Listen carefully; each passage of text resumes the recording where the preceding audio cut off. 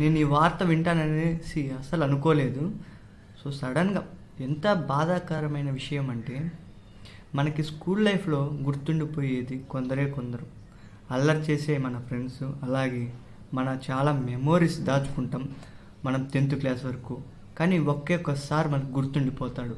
అతను మనకి కొట్టడం వల్లనో లేకపోతే మంచి చేయడం వలన గుర్తుపెట్టుకుంటారు. కానీ మేము ఈ రెండు కలిపి ఒకసారిని గుర్తుపెట్టుకున్నాం.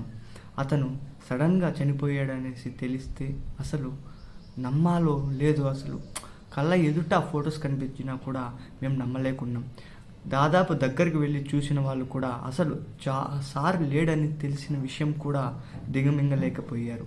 ఎందుకంటే అతని ఏజ్ 40 ఏళ్ళు, కానీ అతను చేసిన మంచి చాలా. కానీ ఏమి జరిగిందో ఎలా జరిగిందో తెలియదు, కానీ సడన్గా అతను చనిపోయాడు అనేసి ఒక వార్త అనేది మాకు కనిపించింది, విన్నాం. కానీ చూసినా కూడా కన్ఫర్మ్ చేసుకోలేకపోయాం. ఫైనల్గా అతను చనిపోయిన ఒక ఫోటో పెడితే అప్పుడు మేము చూసి అరే ఎందుకు జరిగింది అనేసి ఆ థాట్, హెల్త్ ఇష్యూ సారి మేము ఆ 10th క్లాస్లో దిగిన ఫొటోస్ మీ దగ్గర రివీల్ చేస్తాం చూడండి. ఆ మెమోరీస్ ఇంకా మాకు అసలు ఇంకా అలాంటి సార్ రాడు, ఇంకా జీవితంలో మేము చూడలేము.